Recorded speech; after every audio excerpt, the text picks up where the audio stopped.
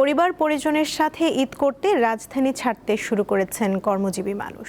বাস ও ট্রেনের স্বস্তিতে ঘরে ফিরছেন তারা।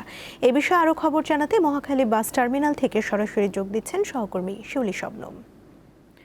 শিউলি, ঘরে ফেরা মানুষের চাপ কেমন দেখছেন, আর যাত্রীরা কি কোনো অভিযোগ করছেন কিনা জানাবেন।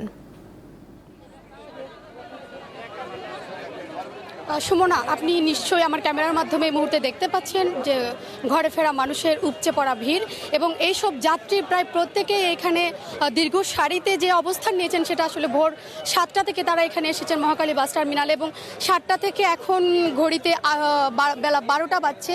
12টা পর্যন্ত তারা আসলে এই যে কাউন্টারগুলোর সামনে দীর্ঘ লাইনে দাঁড়িয়ে আছেন। তার একমাত্র কারণ সেটা হচ্ছে তারা আসলে সময় মতো যে টিকিট পাবেন সেটা আসলে কাউন্টার থেকে সরবরাহ করা হচ্ছে না। কারণ তারা বলছেন যে তারা অনেকেই 4 ঘন্টা 5 ঘন্টা পর্যন্ত অপেক্ষা করার পর কেউ টিকিট পাচ্ছেন, তবে যেসব টিকিট পাচ্ছেন এবং সেসব গাড়িও আসলে এখনও পর্যন্ত বাস টার্মিনালে এসে পৌঁছায় নাই।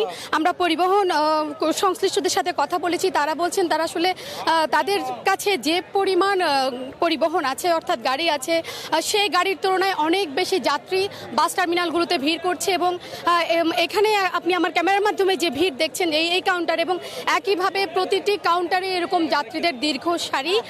যাত্রীরা তারা বলছেন তারা যেহেতু মূলত আপনি জানেন যে আগামীকাল থেকে ঈদের ছুটি শুরু, তবে ভোগান্তি এবং যানজট এড়াতে মূলত তারা আগেভাগেই ঘরে ফেরার প্রস্তুতি নিতেই কাউন্টারগুলোতে এসেছেন যাতে অগ্রিম টিকিট কেটে তারা বাড়িতে যেতে পারেন। তবে সেই যাত্রাও আসলে বেশি সুখকর নয় বলে অভিযোগ করছেন যাত্রীরা। তারা বলছেন কাউন্টারগুলো সময় মতো বাস যেমন পাচ্ছে না, টিকিটও পাচ্ছে না, টিকিট না পাওয়ার অভিযোগ রয়েছে, এবং বেশিরভাগ যাত্রী বলছেন তারা আসলে টিকিট পেতেই যেখানে এত দুর্ভোগ সেখানে আসলে পথের যে দীর্ঘ ক্লান্তিকর যাত্রা হবে সেটা নিয়ে তারা এখনই উদ্বেগ প্রকাশ করছেন। যেহেতু তাদের সাথে পরিবার পরিজন এবং শিশু রয়েছে, তাদের দীর্ঘ দিন পর তাদের যে ঈদ যাত্রা সেটা আসলে কতটা সুখকর হবে সে বিষয়টা নিয়ে তারা উদ্বেগ প্রকাশ করছেন। এবং যেহেতু আপনি জানেন যে ঈদকে ঘিরে প্রতিবারই টিকিট কালোবাজারি বা বেশি ভাড়া নেওয়ার অভিযোগ থাকে, সে বিষয়গুলো নিয়ে আমরা কথা বলেছি। আসলে এখনও পর্যন্ত সেরকম কোনো অভিযোগ না থাকলেও যেহেতু কাউন্টারগুলোতে যাত্রীদের অনেক বেশি চাপ, সেজন্য আসলে পর্যাপ্ত গাড়ি যেমন নেই, সেজন্য পরিবহন সংশ্লিষ্টরা তারা আসলে টিকিট বিক্রি করতেও রীতিমতো হিমশিম খাচ্ছেন বলছেন। এবং যেসব টিকিট আসলে এর মধ্যে বিক্রি হয়েছে সেই গাড়িগুলো যেহেতু মহাসড়কে যানজট কিংবা বিভিন্ন ভোগান্তির কারণে এখনও পর্যন্ত টার্মিনালে এসে পৌঁছেনি, সেজন্য তারা আসলে পরবর্তী টিকিটও বিক্রি করতে পারছেন না।